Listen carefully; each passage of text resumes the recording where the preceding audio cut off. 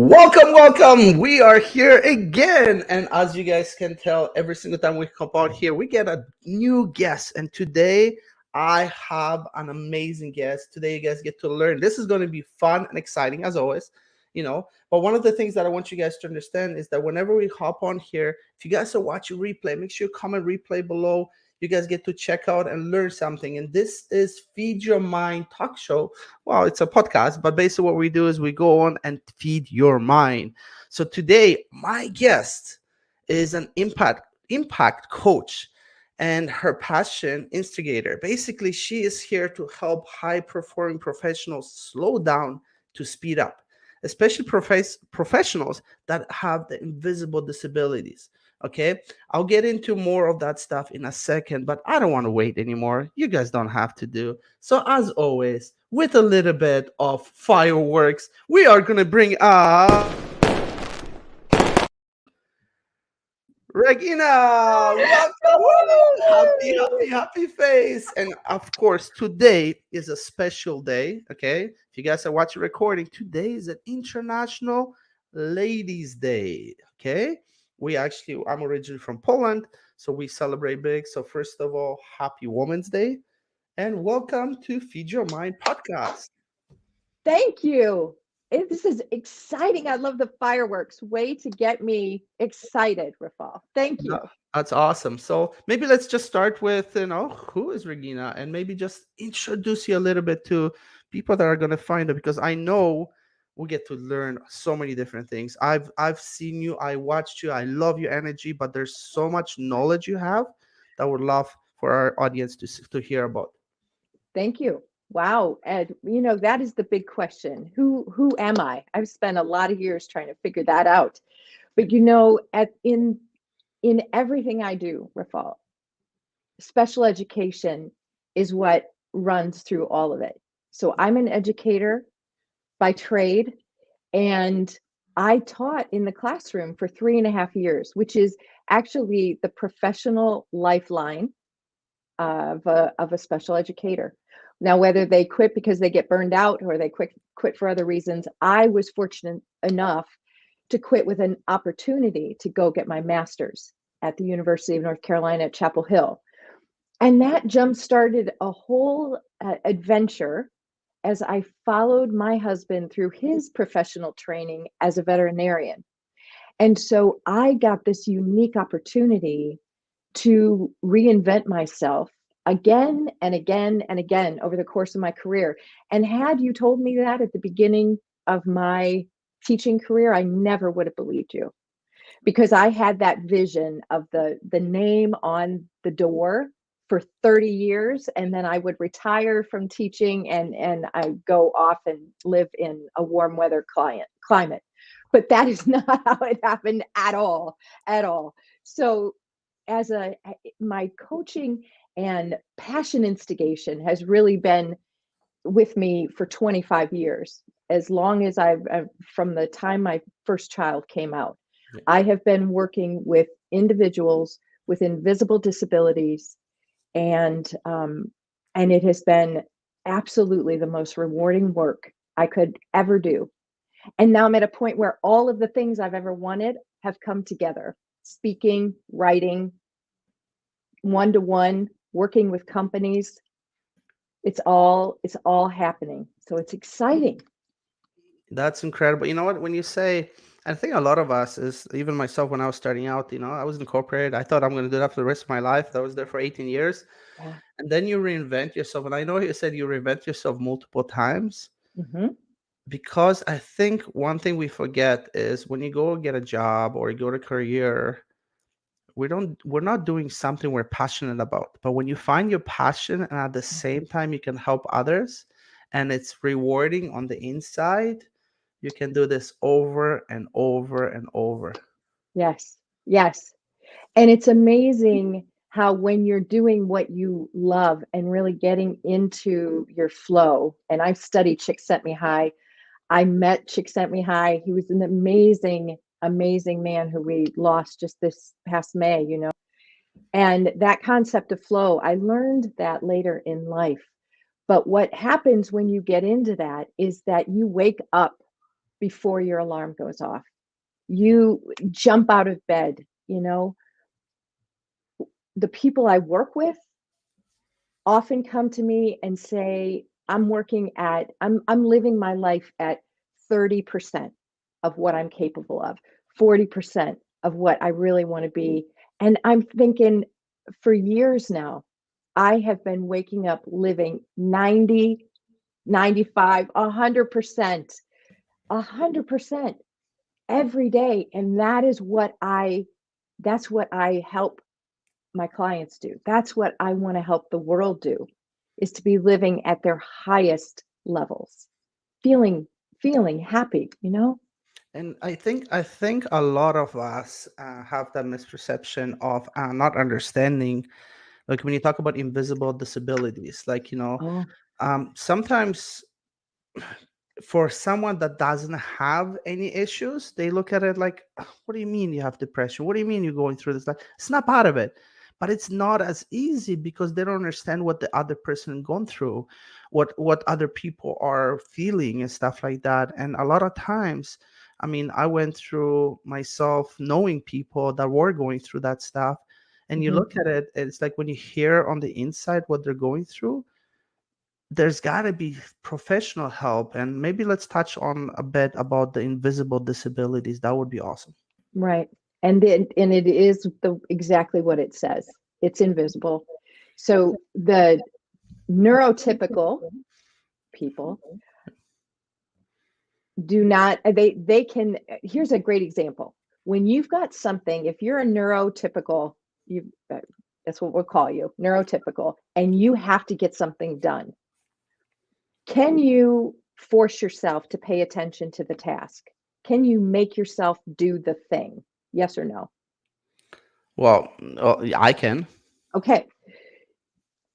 People with attention deficit disorder, people with learning disabilities, people with a variety of neurodiversity are incapable of making themselves pay attention to get something done, which is why they struggle with procrastination, doing something that is time sensitive. So we have to have some urgency behind it. And the thing about that is when you live like that, when you live with this constant urgency, you can imagine what that does to your body. You can imagine what it does to the stress, the way it feels in your head and in your heart. And what I recognize is that many of these people who struggle with neurodiversity are suffering in silence. They're putting on a great front during the day or at their work or with their colleagues. And then they are completely depleted, or they're going home and they're self-medicating, or or they're feeling just hopeless because they're so physically exhausted from attempting to live in a company, in a culture, in a workplace environment, in a job where they are expected to look like everybody else, perform like everybody else. And the thing is, you know those clocks, the old clocks that you could see, they'd have a clear back and you could see the gears and you could see how things worked. I remember when those clocks came out and I was so fascinated by them because it was the first time you saw the inner workings. And there's no way that we can see the inner workings of people's brains. And what's so frustrating for a person with a learning disability or attention deficit is not only do they not stand alone, so it's never just one thing. There's something called comorbidity. So it's usually they have attention deficit and anxiety, or they have a learning disability and depression or bipolar. It rarely stands alone. So not only are they having to navigate this, but they're also required to have a great support system. And that's where coaching comes in. That's where therapy comes in. That's where psychiatry comes in. They require support. And I think that the pandemic has helped us really recognize the importance of the support, of the conversations, and of the awareness of just how quick we are to judge. We need to be really aware of that and asking people, how are you? What kind of help do you need? What are you thinking about this thing? And allowing people to have the space and the time to process, to share their ideas.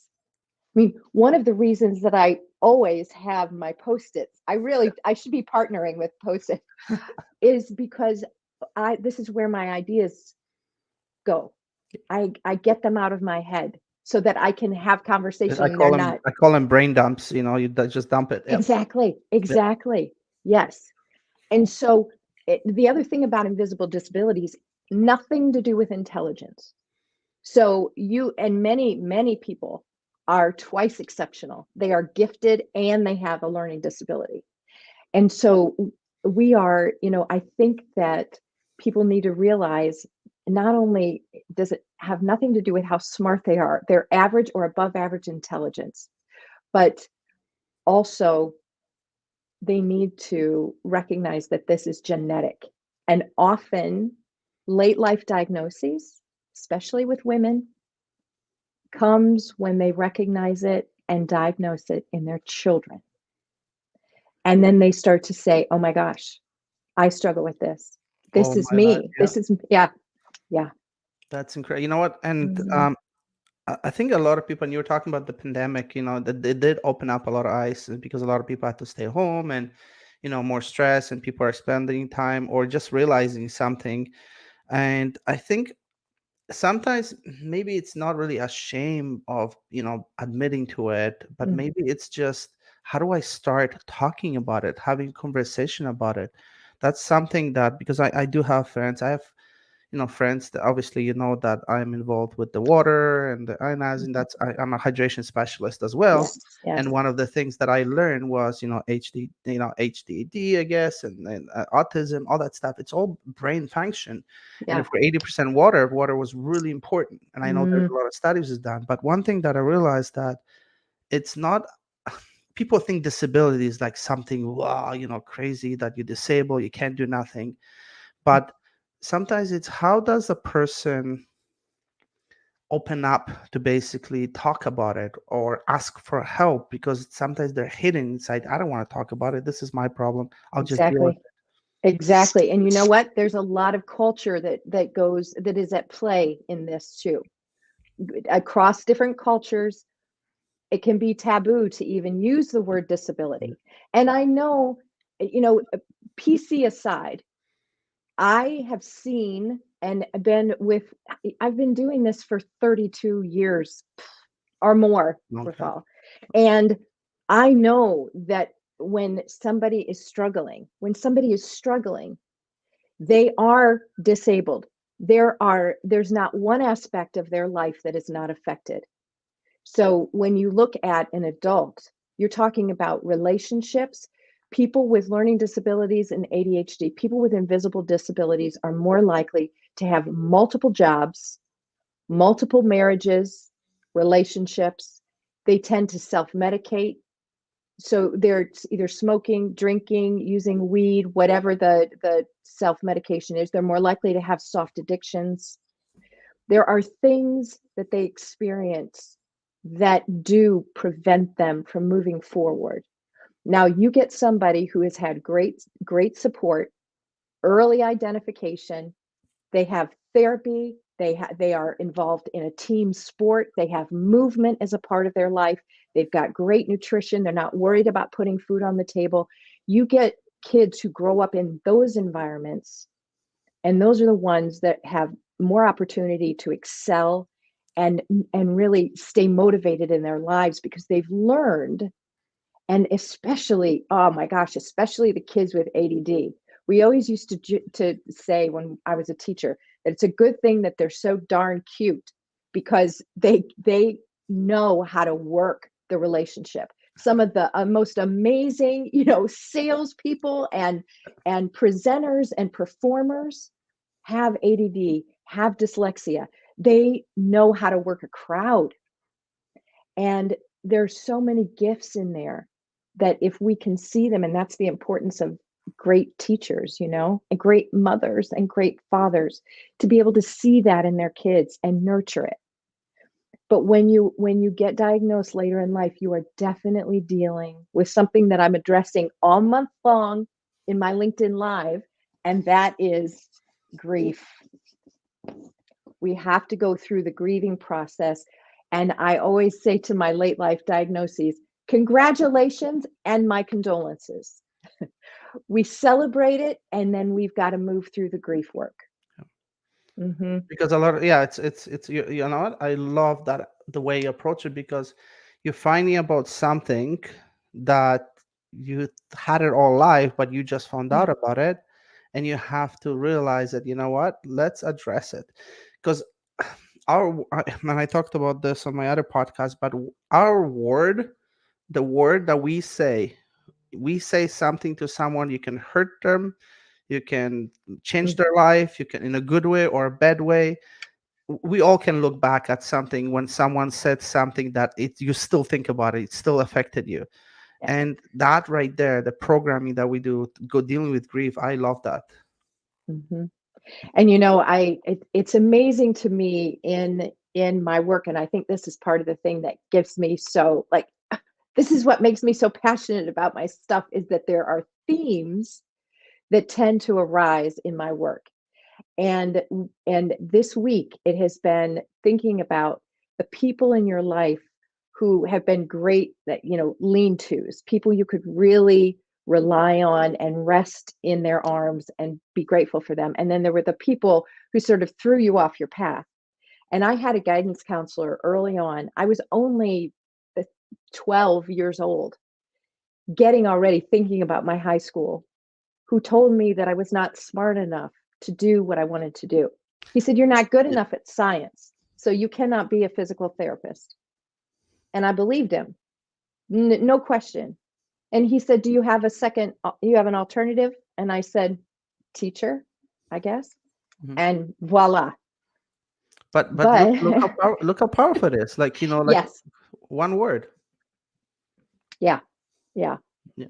And That's but it is important. It is important for us to, if you've not, and I'll say this to every parent out there, if you've not yet learned the power of validation, learn it now.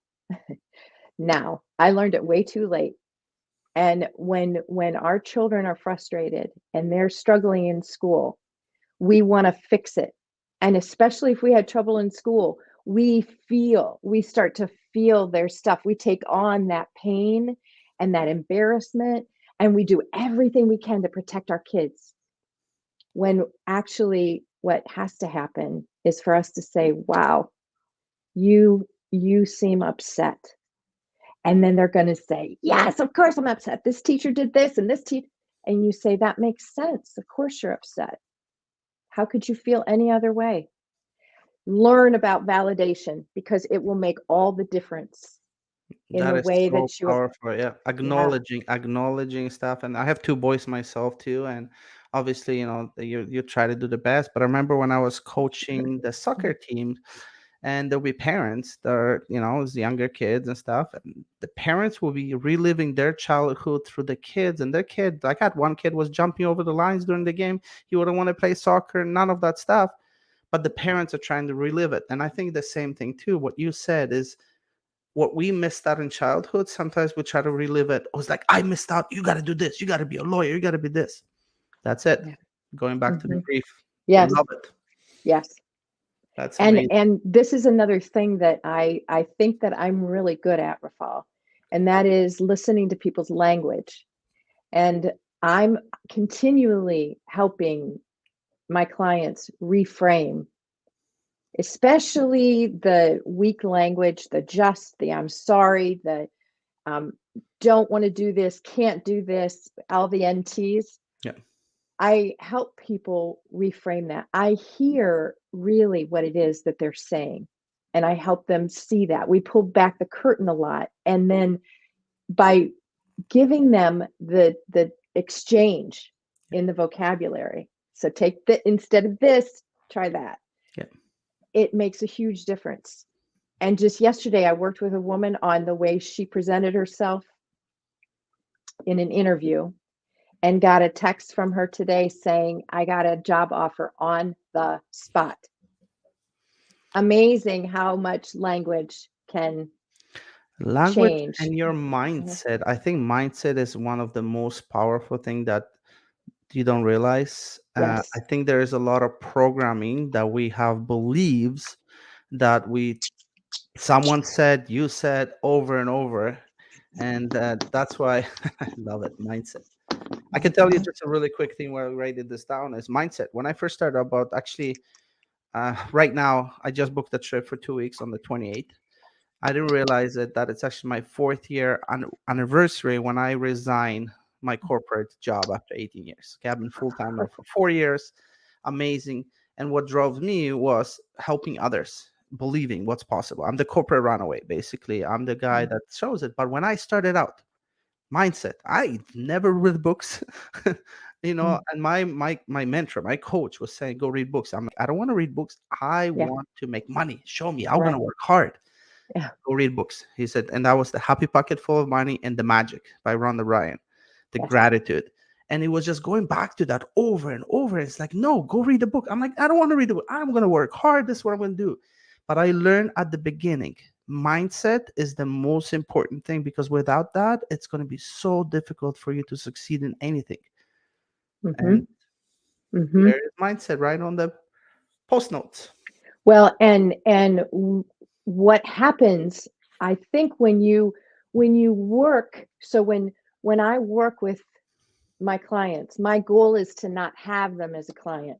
My goal is to help them internalize that language, that those tools to draw on. And it doesn't take, this is the thing that blows me away. People wait. Many people have a weight problem, Rafal, and it has nothing to do with LBs. It's all about the mindset of I will wait to get help when this happens, when money is coming in, when we sell the house, when I get divorced, when I get my next job, when things are less chaotic. We wait and wait and wait. And what I want to say is when people decide to take action on their life, to truly say, yep, I'm going to pay attention to me. I'm going to start saying yes to the things I want to do and no to the things that suck my time and energy. Then magic, like you just said, magic happens, and it's so quick. And within just a couple months of working with me, one of my clients said, when I would get down in the dumps, I would stay there for weeks, sometimes months. And the other day, felt down, got in an argument with my partner, and I was able to pull myself out of it in a matter of hours within that same day. And that was so surprising to this person that they were able to pull themselves out of it. And what I say is, I help people get those rock hard resilience muscles, rock hard resilient muscles. But it's going back to one problem that a lot of people have a problem, and they think they have all the time in the world. Oh, I will go clean this garage up one day, and I will go work out one day. It's always later. It's always later. But yes. when we live in the moment, it's the decision that you make right now, the Mhm. decision that you make and commit. Yes. I love That's that. what can change everything, because yes, we have mindset, and that's what mindset comes in. But when you decide and when you go in, and I know this because in Mhm. any project, anything I do, why did I have results? Why am I successful? Because I make a decision and I stick with it and be Yes. consistent. And as long as you're moving 1% better every single day, you're going to move forward. Yes. I love that.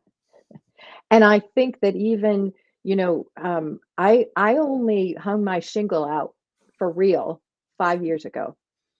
And that was a very scary thing to do because I had always been connected to a university throughout my career. I always had that to rely on. And I never I never had to look for my clients. My clients were always there. Uh, And in my coaching work,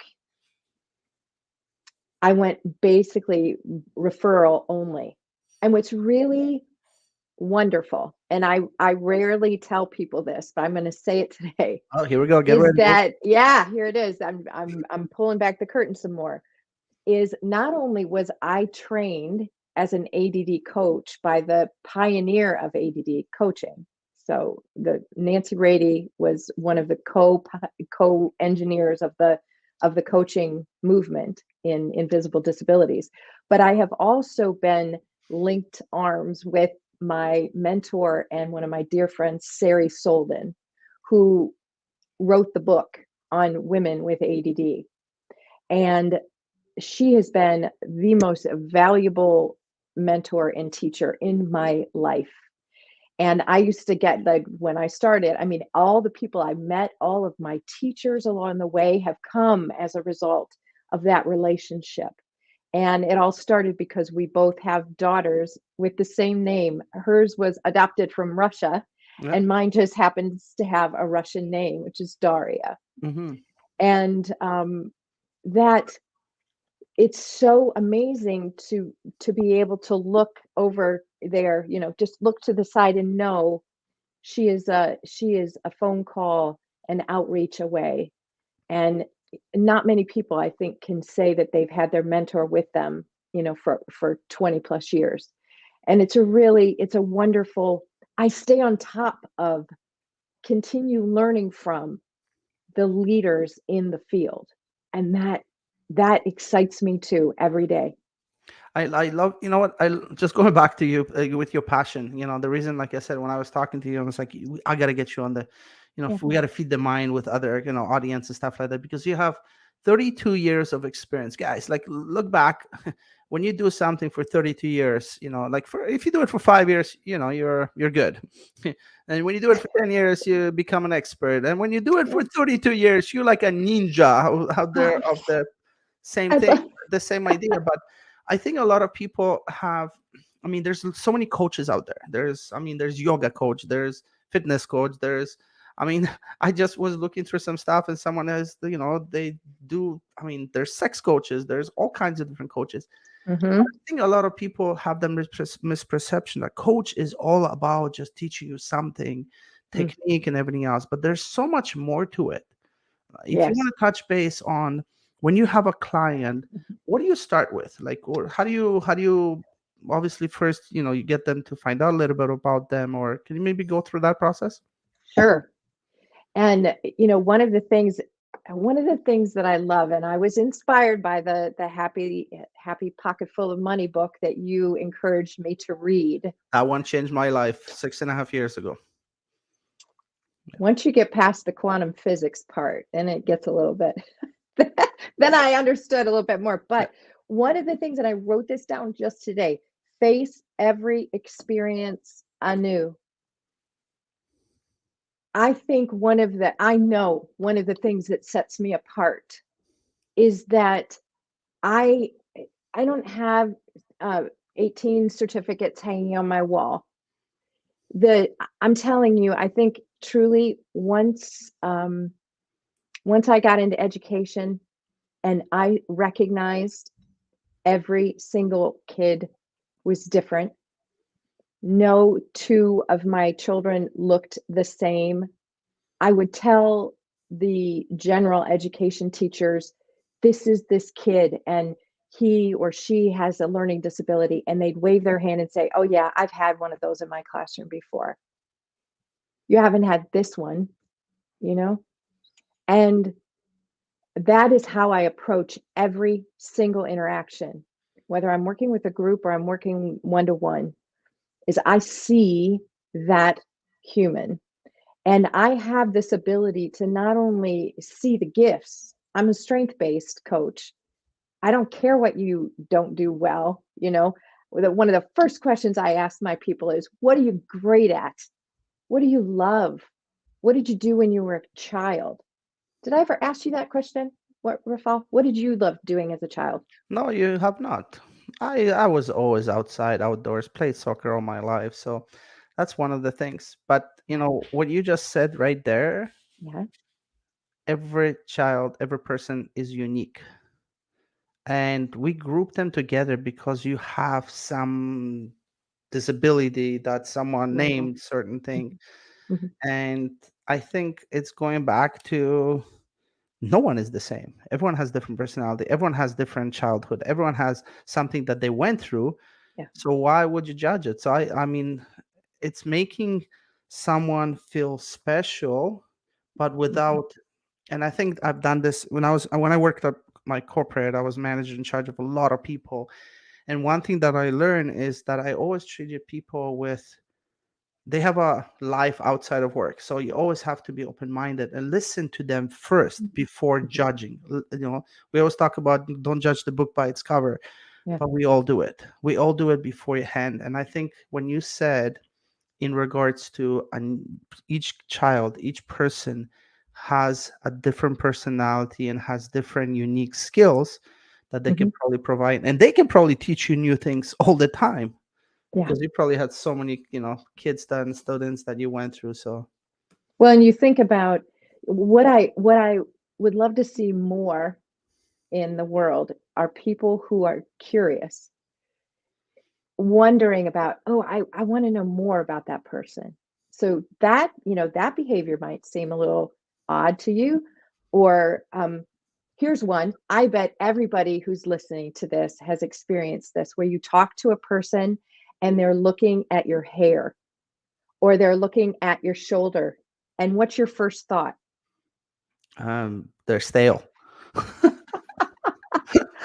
Yeah, you're thinking either I'm really boring them or I've got something on me. You start to get a little paranoid. Yeah. But you see, for many, this is their way of listening. This is their way of paying attention to what you're saying. They cannot make eye contact with you. They have to fixate on something to hone in on the attention so that they pay attention to you. But instead of making a judgment, get curious. You know, True. there's probably, I could tell you a half a dozen things about me that you wouldn't know just by looking at me. You wouldn't know that I'm classically trained pianist. You wouldn't know that I lost Ooh. my father 22 years ago to a massive heart attack. You wouldn't know that I walked on the Camino de Santiago all by myself. You don't Wow. know those things, and you might not even know to ask me those things. But what I want people to realize is there's so much more to each and every single one of us if we take the time to get to know. And this is why the pandemic has been so beautiful. All of these relationships, how did we get to know each other? We would have never. Yeah. Look at how many people you can have in a space all over the world at one time. I think it's amazing. Well, I think being curious, and I think technology gives us a little bit more ways of, I have so many friends that I've never met in person, you know, Absolutely. and when I Yes. when I meet them in person, like I've known them for years. Like I feel with you, like, Exactly. I've known you for years just because, you get to Yes. hang around and you get to chat and you get to figure this out. But I think you said body language a lot of times is you can actually see some of this stuff. But one thing that you have to realize that when you're curious, in anything, like how can you help someone without knowing what the problem is? Yes. So back to your original question, I am a great detective. I ask a lot of questions, and people are often surprised by the kind of questions I ask, because normally when you go into a therapeutic setting or you're going into the doctor, what is their question? What's their first question? What's hurting? Yeah. What's Why are wrong with you you? here? What's wrong with you? Yeah. Never. That's never a question. I want to know what you do well. I want to know what you love. I want to know what you're good at. I want to know how you experience X, Y, or Z. So one of the first things that we do is get real clear on who you are and what you want for your life, where you are today, right now. I don't care about back here at all. I want to know where we're going.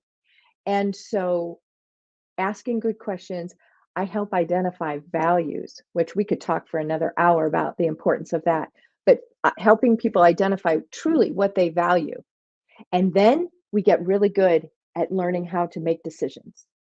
In, because yeah, go ahead. that right there, hold on, because I want to touch base on this too. Is a lot of times when you have someone, to make the decision or something like this. But imagine if every person, because I used to do this even when I was in corporate, Yeah. even though someone maybe has to, I don't know, get a canceling notice, they made a mistake, they had to do something. I Mhm. learned one thing, and I don't know if it was from one of my managers, whatever, whoever I taught learned from, but that was something I implemented. And if everyone would do this, give a compliment first, give something positive first before you give them, like even with your kids, it's like, hey, you know what, I don't compliment something that is a beautiful, dress you're wearing, or beautiful hair or something. You know how good that feels. And then Yeah. whatever you said after, even if it's bad, it's not as bad anymore. So that's one Mhm. thing that I can give you guys to, if you're feeding your mind, stick with one thing and give more Yes. compliments. Catch them being good. Yes. And I'll say this okay, so wherever you're working, doesn't matter. You've got somebody in your periphery who has an invisible disability. And oftentimes, when supervisors give feedback, they say things like, good job, way to go, great day today. A person with an invisible disability invariably is going to say, what did I do? I don't know. What was good? Why was that great? So it's very important. And I think even more so because we're so distracted right now, so many things coming at us, is to get specific with your compliments, get specific with your gratitude. Thank you for being so kind and helping that person all the way to their car.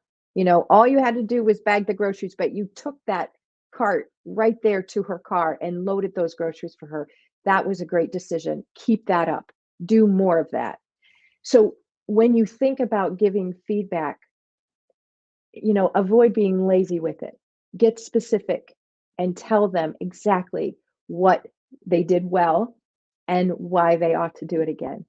That right there, I didn't even think about it, be more specific. Like I used to be more specific too, but that right there, I'm even gonna, so you just taught me something new Yes, that I'm gonna implement as well too. And terrific. second thing is I want to talk about is gratitude, because a lot of times people don't realize Mm, we complain.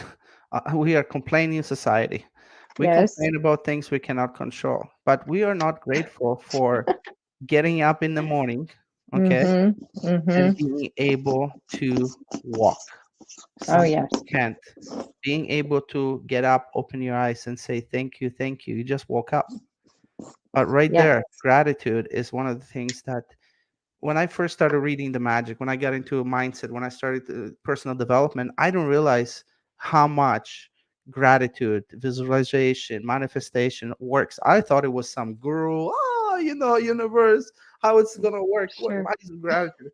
But when you look back, there's so many amazing things to be grateful for, and people forget that, and they, instead of doing, and then that's why happy pocket full of money is quantum physics. Yeah, Okay, yeah. Mhm. what you think about you attract. So it's one of the biggest things. So if you can find a way to be more positive, to be more grateful, magical things happen. Yes, and again, once you start practicing it, you keep going with it. When you decide to stop complaining, it leaves it leaves the essence that is you. It's no different than when you decide, I no longer smoke. I'm not a smoker. I'm a healthy person who does not smoke. Or maybe this is what I have to keep telling myself. I'm a person who does not eat gluten. Gluten is not a part of who I am anymore.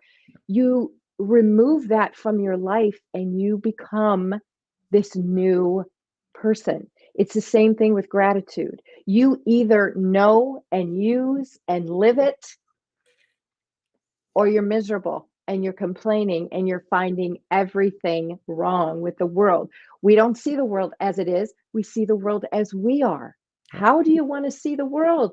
You want to see it with gratitude, with love, with excitement, with possibility.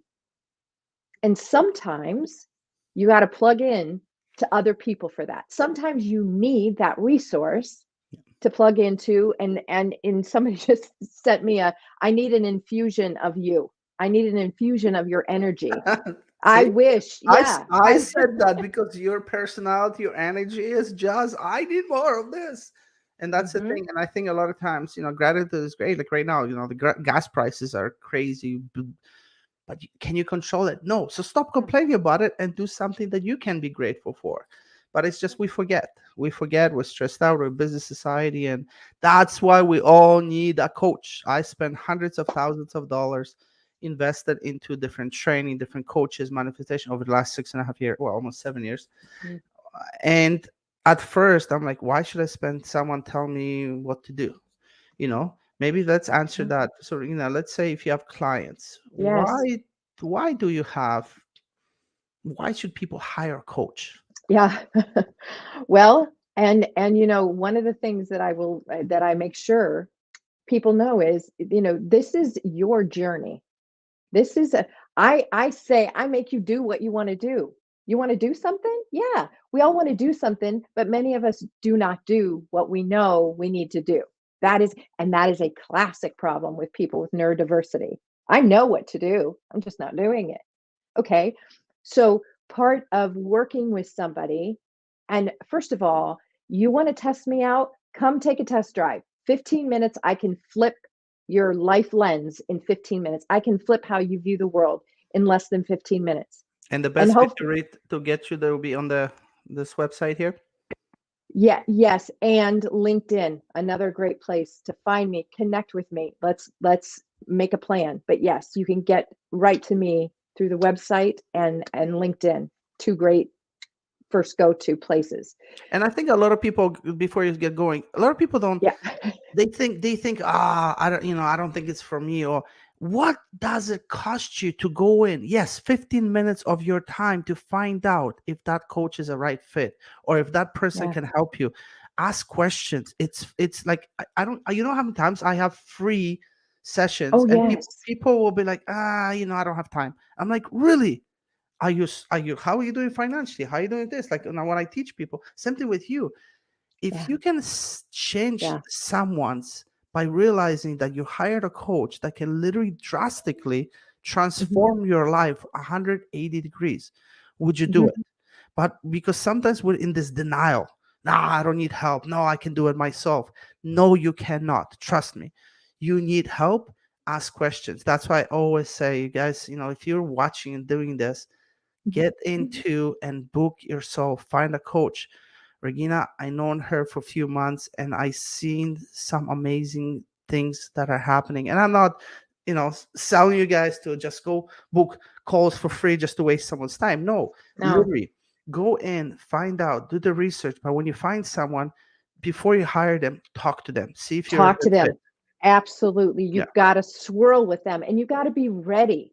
I tell people all the time, you're ready to do the work when people sign the contract. I say there, this is the hidden language in the contract. Once you say yes, good, bad, and ugly, it's all going to happen. And the great thing is, you've got me here for the ride. You can blame me for some of the things that are going to happen, the decisions you have to make in order to do this work. But it goes so quickly. We do all the work in a spark. There's something about the accountability, about speaking it out loud. That 10x's your action. When you speak it out loud, it 10x's everything. And when you have somebody in accountability, you're 90% more likely to achieve your goals. And there's power behind that, but you have to be ready. You know, you have to be ready to do the work. And what I love is I love it when I get people going and they realize how quickly life begins to move forward in the direction that they want. What pains me is to ask a friend or ask a potential client or somebody who I met with a year ago, how are you? Where are you? How's life? And they say, same old, same old. Is your life the same, Rafal, as it was even 3 months ago? Absolutely not, because you know what? I was told the same thing, and it was like I was in that job. I Yeah, love my career. I wasn't good, but what happened was someone said, "You know what? The definition of insanity is doing the same thing over and over again, accepting different results." And it's exactly. so true. People complain how broke they are, but they will go home and watch Yeah. Netflix. They will do Yes. nothing about it. People complain about being overweight, but they don't make a decision, and they do nothing about it because we are sometimes lazy, sometimes we just need a kick in the butt, and sometimes you do need a coach. Hmm. Hmm. And I will tell you another little secret about people who work with me. An example. Yesterday, I was working with an author, an artist, a brilliant human who has been hit with life. Life has really pushed this person down and sort of like putting that bushel basket over the light, you know. This person no longer saw the light that she was able to give to the world. And so when she's talking about her life, I see, I got a flash, and it's sort of the only way I can explain it is it's sort of like seeing a commercial where things are kind of happening quickly. But I said, I see this vision, I see this thing. Go find and talk to this person about doing a mural, about being in a school and impacting the children. And she said, it's a funny thing you should say that because I was thinking about how to have, children in my life, how to teach, how to get to but do you see this kind of thing happens all the time? This is a gift that I have had since I was a child that I sort of suppressed because it was a little scary. And in midlife, this came back. uh, I'm able to, I get sensations. I have pictures. This is why I love working one on one with somebody because there's something about the downloads that I get that I share with my clients who are ready to hear and do the work, but it opens up possibility.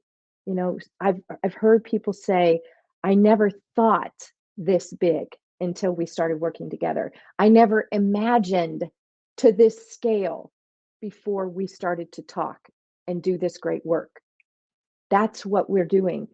You talk about wanting to be outside or being outside as a child. That's how I was. Life was expansive. I was always climbing the apple tree and looking at the sky. So I've always been able to see possibilities, beauty. I've been able to see people's gifts and how they can brighten their world with their gifts and talents. And I no longer keep that inside. I share that with people willingly, openly, freely. There's so many things that we can do in life to improve it.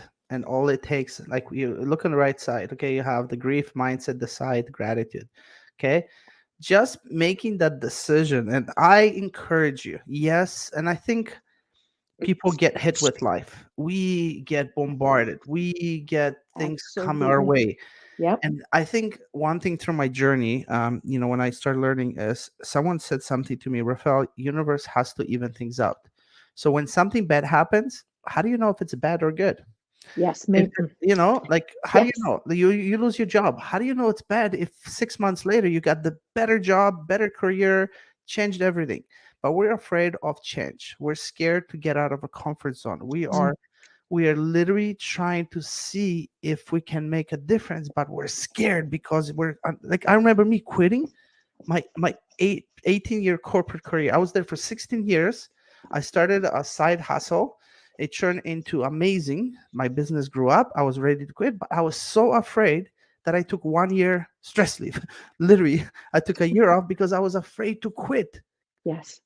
And I Hmm. think that's the thing. And like, yeah, we do fail, fail, fail, but at the same time, This this is a great book. yeah, Fail, Fail Again, Fail Better by Pema Chodron. very good. If you've That's amazing. not, this is really good, but it's exactly what you just said. Maybe yes, maybe no. You don't know. You don't know what how do you know if it's bad or good? But sometimes it's the 180% change and putting some work Yes. into it to change it. If Yes. something is not working, if you hate your job and you've been there for a long time, no one is holding a gun to your head. Go quit, get another job. Yes. You know what I mean? But we're Yes. just, again, it's the comfort zone. Get out of the comfort zone, and you beautiful things just that's sitting there outside the comfort zone. Yes. And I'm going to encourage everyone to listen to your body. Body never lies. Where are you Yeah. feeling it? Where are you feeling it? Are you stressed? Are you anxious? Are you getting migraines? Are you having tightness in your shoulders? Your body will never lie. Use it to help guide you. And be proactive instead of Yes. reactive. Yes. Because right now, I like I said, I deal with a lot of a lot of people that obviously even just teaching them how to get the the water ionizers and stuff. At first, it was for me, it was my wife wanted this device, and but now when I realize how water is important and how we Yeah. need to make sure that we get enough and listen to your body, but being proactive. And Hmm. when you're sick, you pay anything and you sell anything to be healthy. But when Yeah. you're healthy, you don't take care of your health. This is your temple right here. Your body is your temple. Yes, you can get a hip replacement, maybe a couple parts, but you cannot replace your body. It's not like a car. So if you take care of it, if you put garbage into your body, if you in your brain right here, the mindset, everything that you under, if you don't practice it, meditation, maybe taking Right. care of it, or maybe working with a coach or doing something, it will not help you, and you're just gonna drag yourself down more and more. Step out of it. Let's snap out of it. Let's have a better, beautiful life because we can have it. We're here on this earth for a reason, and find your passion and do something. There you go. Okay. Yes, I applaud that. And that is the, that is the other thing is everything I do, mind, body, spirit. I talk about alignment, and that's why knowing your values is important. Taking care of your body is important. Feeding your passion and brings you joy is important. And It's that's yeah, yeah, no, this was amazing, and thank you so much again, guys. If you guys want to get some info on Reginas, you just go to reginacarey.com. If you guys want to check out some of my stuff, rafalpro.com, you got everything right there. If you guys want to be a guest on Feed Your Mind, you can apply on through the link that is in there as well too, and I would love to hear. But this was amazing, like just to get things. Any final words, anything else that you want to add? This was we're already at 53 minutes. oh my goodness. I think it's important to keep your motivators in front of you. I look at this every day. You Keep got this. we are very visual. So, we take notes all the time. Pluck out 3 things that you learned, put them up in front of you. Remind yourself that you've got this, that you matter, and that, what? You're right. Health is wealth. And our number one priority has got to be keeping ourselves healthy. We can do everything when we have our health. And Yeah. so get healthy, take action, decide to do something, one thing to move your life forward today. Awesome, awesome. Again, such a pleasure to have you Oh, here on. thank you. And again, if you guys take one thing, I'm gonna leave you guys with one words. Take 1 or 2 things and implement it right now. Don't put it off. You don't have to all the time in the world. I'm sorry, we're all gonna die eventually. But if you Mhm. do make the most out of your life, and you're gonna have an amazing life, and your body is gonna thank you for it. So again, Regina, thank you for Right. being here, and we're gonna see Thank you you. guys on the other side. And we'll see you guys Right. very, very See soon. you. Woo!